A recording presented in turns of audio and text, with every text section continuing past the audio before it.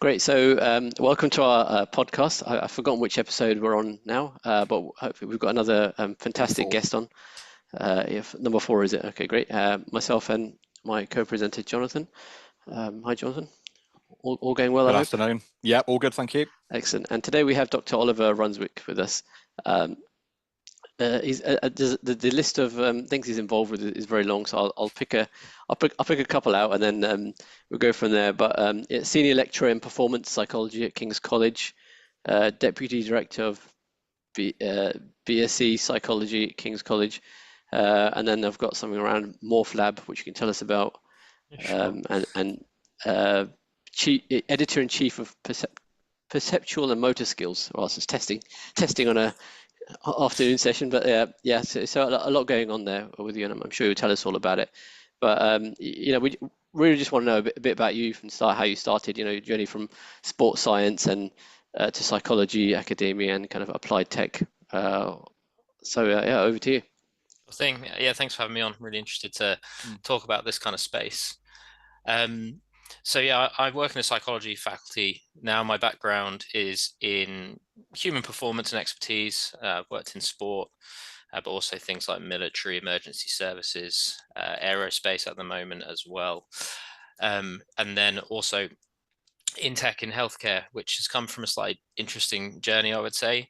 My PhD was on decision-making in cricket batting, which might seem a long way away from health tech. But a lot of the work we do is on how people integrate different information sources to make decisions, which involved using lots of different kinds of stimuli to present different kinds of situations. So probably 6 or 7 years ago, before I was at King's, I was using immersive screens, floor-to-ceiling type layouts to present different types of information. And obviously, as XR technologies improved, started using these kind of things in that kind of line of work. And I'd always been interested in both psychology and in sports, separately and together sometimes. So I moved to a new role at King's where I teach on our sports and exercise medical sciences program. And I'm also one of the deputy directors of our BSc psychology program. So my office is actually in the medical faculty, but I kind of work across all different spaces. We have a great VR lab in our Institute of Psychiatry, Psychology and Neuroscience. And then I also work with our Human and Applied Physiology Center. So I'm kind of always in this multidisciplinary space. And I went to a talk which was about perception of exercise and how it's all about integrating all these different information sources, just in the way that I've been studying in things like decision-making in sports. And I was having a chat with my colleague, Dr. Richard Bruce, who's a cardiac and pulmonary physiologist. And I was like, well, if visual input especially is part of this, but also vestibular input is part of this, we can change that using things like immersive technologies. And that was kind of my first step towards taking some of the stuff I'd learned from doing research in other spaces towards applying different technologies in healthcare. So for the last 4 years or so, we've been studying the use of XR for changing how people feel about exercise. And this started off with that kind of quite physiological question on how can we make exercise feel easier by manipulating this process of integrating things like feedback from muscles, feedback from heart and lungs, feed-forward processes, with things like visual input, where we can, for example, we have a setup where we have a bike that makes it feel like you're cycling downhill, but we might even turn up the resistance. People feel like they're doing less exercise when they're actually doing more. So we've been able to try and use immersive tech for these kind of questions. And we've worked a lot with our cardiac and pulmonary physiotherapy teams at King's College Hospital, Guy's and St Thomas's NHS Trust, on questions around exercise rehabilitation and the challenges faced with people turning up, finding it enjoyable, but also things like disease spirals from having a fear of exercise when you've had something like COPD. And then on the psychological side, sorry, can you just explain what COPD stands for? Chronic obstructive pulmonary disorder. So something where you get high levels of breathlessness from exercising. And sometimes you'd be given exercise as a treatment, but exercise is very scary. And often people won't really be comfortable doing any kind of level of exercise that would help them recover or help them be more functional. So we're looking for ways to help people exercise more efficiently.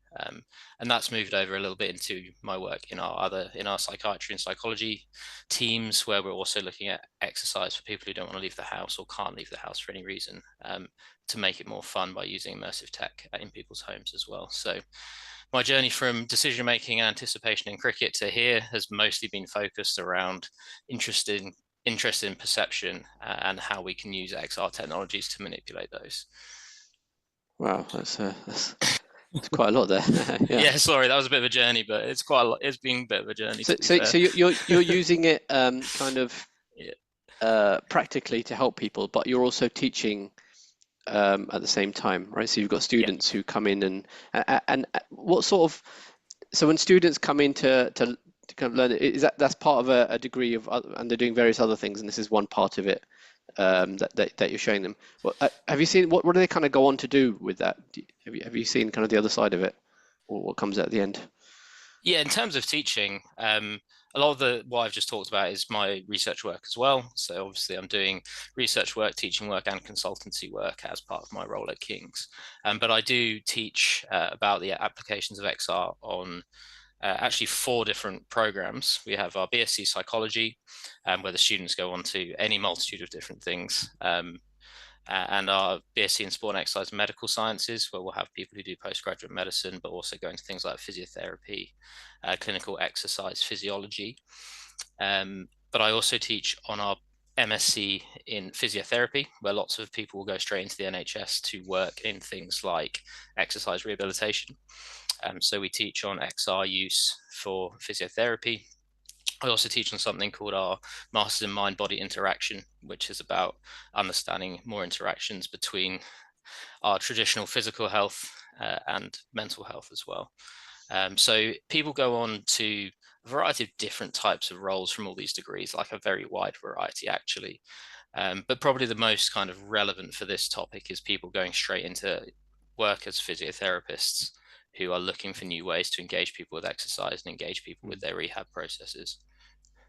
It's very tempting to start talking about cricket, Ollie, but I'm gonna try and not go down that route. It's the stuff you're doing about perception is super interesting, and I've heard you talk about this. I think you gave a talk fairly recently at South Bucks for the Brainwave conference. Yeah, and you painted a really interesting picture of somebody with the VR headset on, and as you just described, perhaps physiologically cycling up a gradient whilst viewing a downward gradient. Have I got that right? Yeah. Now, how long I mean, that's effectively placebo, isn't it?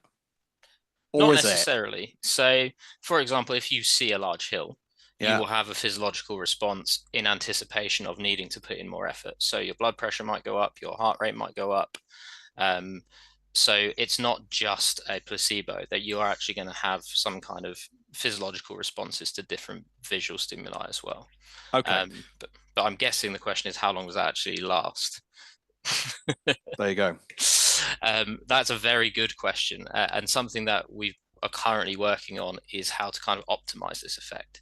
Now, the number one element is with the immersive tech side. We already know that people choose to work harder and have more fun, whether or not we have that manipulation in or not, because we can gamify exercise. Most of the time in these sessions, people are just cycling on an exercise bike, staring at a wall. It's not that difficult to make that a little bit more enjoyable and get people a bit more engaged in the process. And we've done a lot of work on those enjoyment-based measures and affective response, like people have more positive emotions about their sessions when we make them a bit more fun. And we can add gamification elements like collecting coins and things like that already.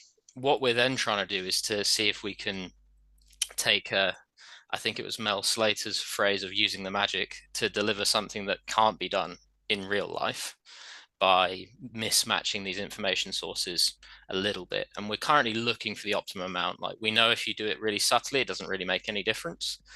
So seeing quite a steep hill And for example, still having the gradient go up by not as much might make the exercise feel harder than it really is. But what we also do is get people cycling off hills onto flats and leave the resistance a little bit higher than it should be, and then they end up working a bit harder. But we integrate this with lots of normal, what we call congruent stimuli, where you're cycling and it works fine, and then we might get an extra 5% out of each session in terms of output, which if someone's more likely to come back because it's more fun, and then getting 5% more session out of their 12 session program, we're likely to see some really positive outputs. And this is also of interest at the other spectrum. Looking at is kind of looking at mental and physical, the interaction between the two, and how much influence one has more over the other. It reminds me of a nurture versus nature conversation I was having the other day with someone about kids. But it's kind of which one actually is the mental side from what you're describing is actually a lot more than maybe we would think. You think it's all just about how much energy you got and what you're doing, but there is a lot. And I find that with my exercising maybe as well. If it's something if I'm not looking forward to it, or or if it's not enjoyable, it's a lot harder to do. Even though it might be the same amount of something you do enjoy, you might have the same, might be the same levels. But yeah, that's really interesting. And how do you measure those sort of things, like with all the things you've mentioned? How do you measure that? Yeah, that's a good question.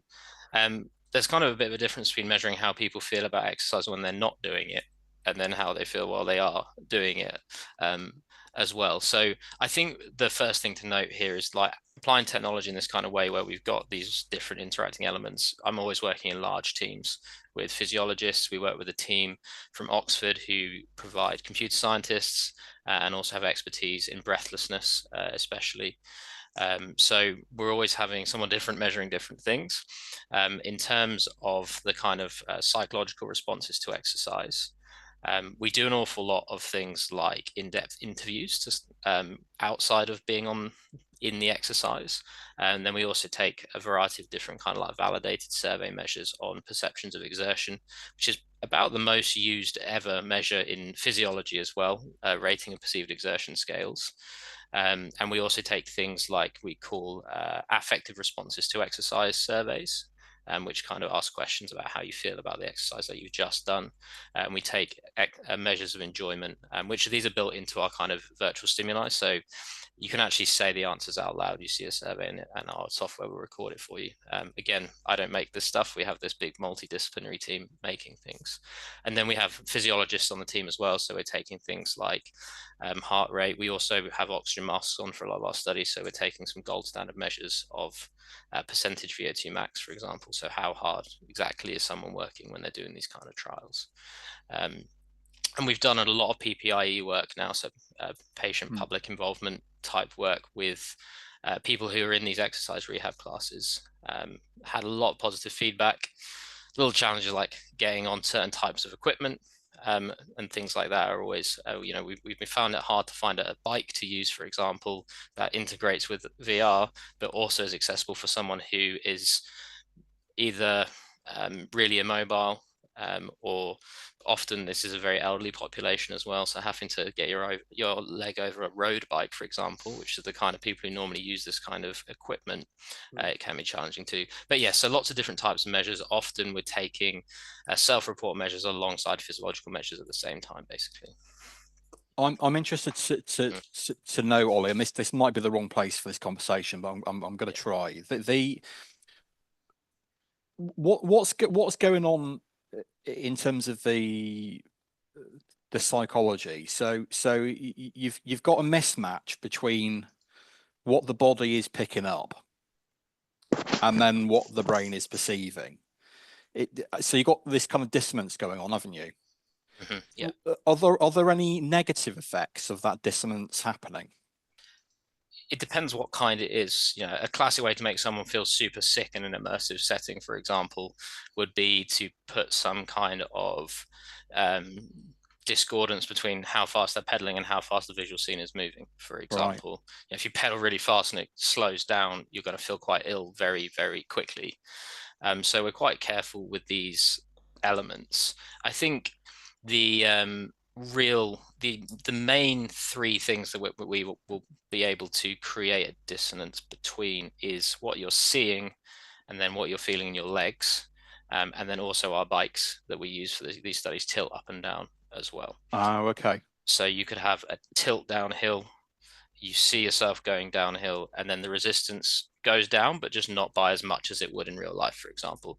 So we never have them going in opposite directions, because that would make you feel really sick. Right. So it's obviously, it has to be really carefully calibrated. So it's dissonant enough to trick the brain, but not so much that you're going to feel sick or get all those nasty side effects. Okay, that's fascinating. So as you're aware, there's always this difficulty in translating research into practice, and how's that side of it going? Are you seeing this applied at all? Yeah, that's a good question. So what we haven't really talked about is another line of work we have on testing commercially available immersive exercise, which is probably a good time to talk about that as well.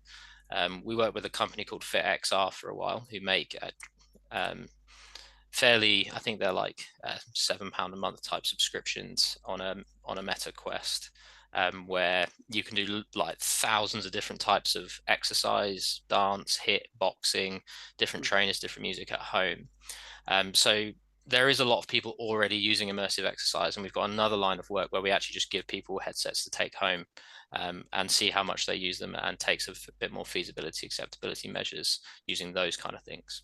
On the bike stuff that we've been talking about, the kind of next phase for us is, now we've done quite a lot of patient involvement work.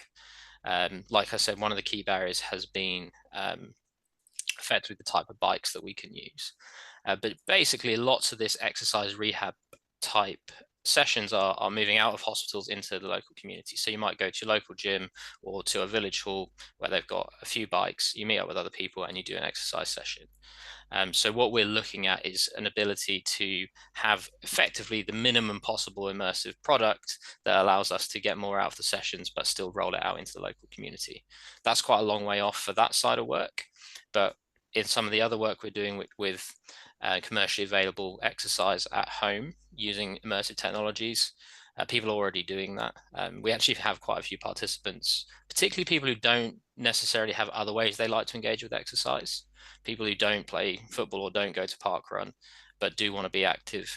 We've had quite a few participants literally take part in our studies, send the headset back because they bought their own, and carry on doing things when having nice impacts out of the research already.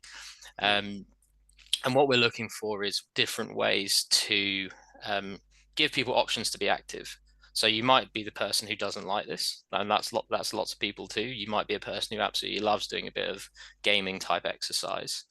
And we're actually rolling out a study with our exercise referral scheme we have at King's, where you can opt into having a headset to take home while you're on exercise referral. Because we have such a barrier for people getting into the gyms, and often the gym is the barrier because it's such an intimidating environment for people who don't like to exercise. So we're being able to roll out things like commercially available exercise apps on headsets pretty easily, but we're a long way from taking something like the bike setup into an NHS exercise rehab scenario, for example. Okay. I mean, do you think this is going to go mainstream? Do you think there's going to be a point when particularly the headsets, when they become small enough and easy enough and cheap enough for this to be something that lots of people do? Yeah, I think so. I think as the mixed realities get better, that's going to play a big part. People feel uncomfortable not knowing what's going on around them a lot of the time in our work, but as soon as and in quite a lot of the commercially available products now, on like a Quest 3, for example, you can play everything mixed. So you can be in your living room punching orbs that are flying towards you to music, but still see if your dog's getting in the way. And those kind of little things have been a big part of this. I think it's not about it going mainstream where everyone's going to use it. It's about it being a viable option for people who don't like engaging in other types of exercise and activity, or making exercise rehab a bit more enjoyable. And like you said, I think we're at a point now where, for example, it's become financially viable for us in research to give someone a Quest 2 to take home in the last few years, which would have been a long way off even like 5 or 6 years ago. So I think we're on the way. I don't think it'll ever be a case where everyone will enjoy doing the same thing.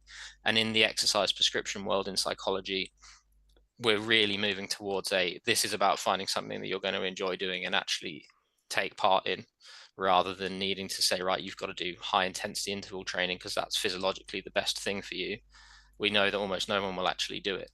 So we're at a point where it's about finding something that people can enjoy, and the immersive stuff offers the music that you like, thousands of different types of exercise. I play cricket on mine, or golf in the winter, because in the summer I'll play cricket and golf outside.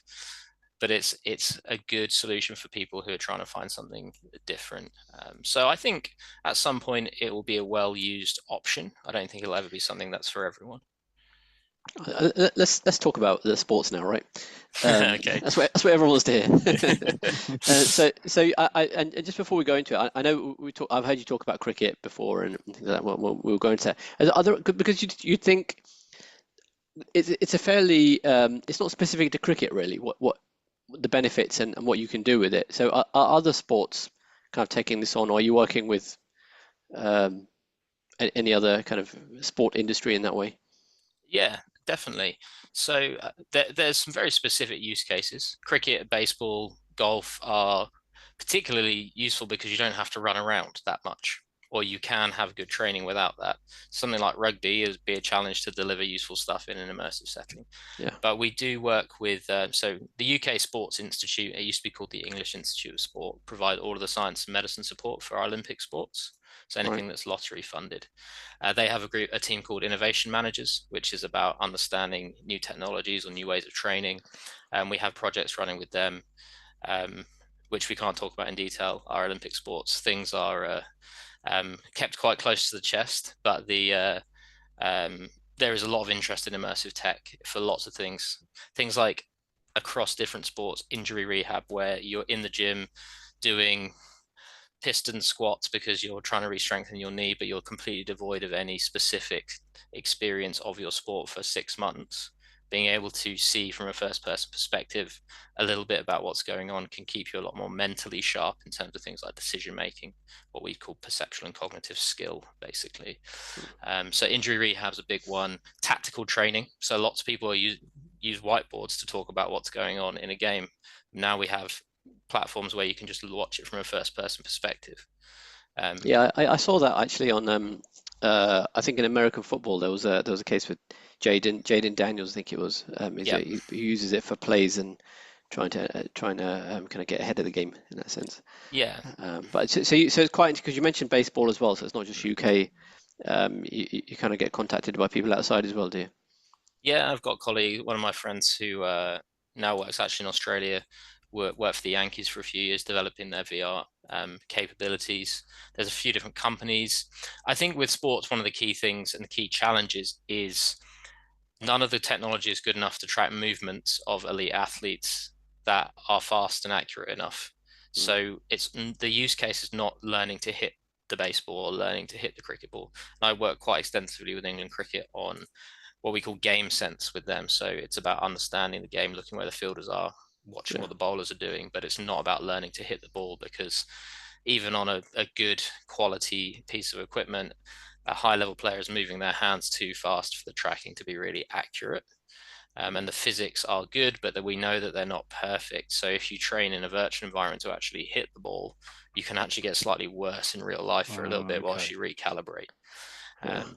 So there's a lot of nuance to how these things will get implemented in different settings. And if it's like fine motor control, for example, not great, but talking about tactics is way more interesting than looking at a whiteboard to see it in a first person perspective, just like the Jaden Daniels. What about in football? Any football there? Yeah, there's a company called Rezel who are probably one of the biggest sports XR companies.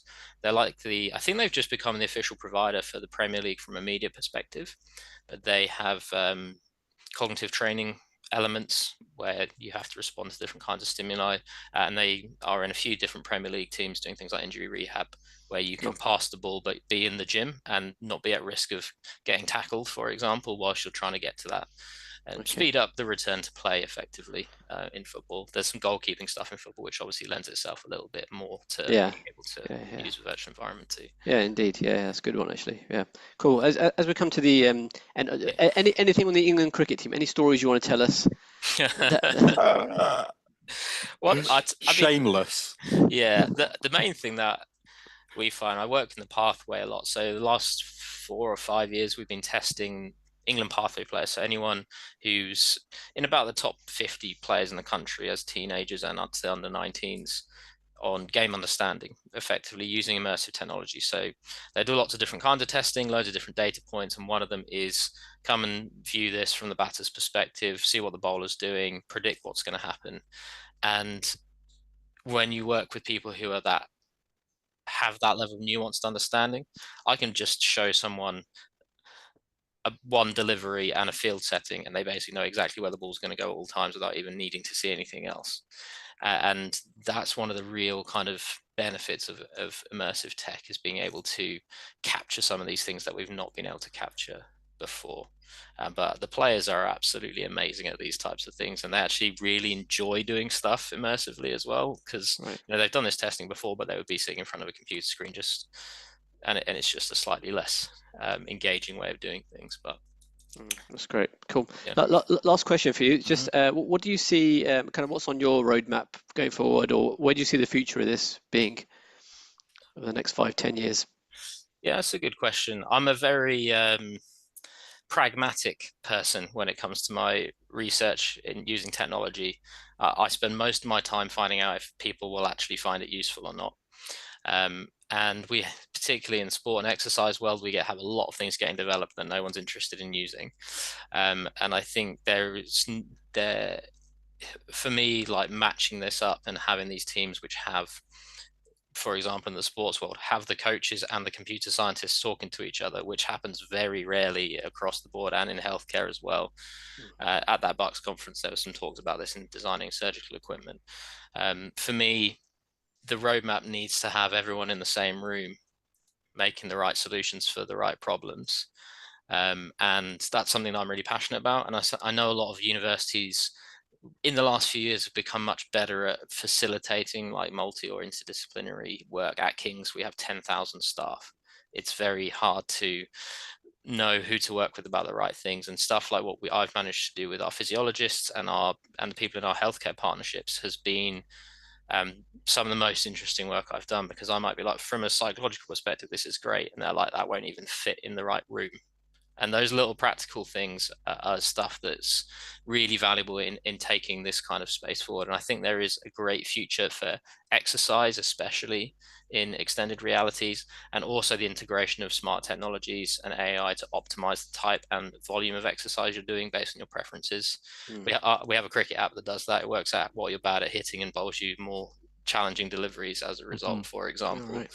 And we could have the same in terms of optimizing exercise for people too. So I think that's going to be an interesting future direction as well. Wow. Yeah, it's really, really interesting. And well, thanks for your time. Today's been really, really informative, and I hope people who listen gain something and see really yet another strand of how this technology is being used in a completely different way to the previous guests we've had. So thanks very much, Ollie. Really, really useful. And thanks for having me. Always good to chat. Thanks, Ollie. Cheers, everyone.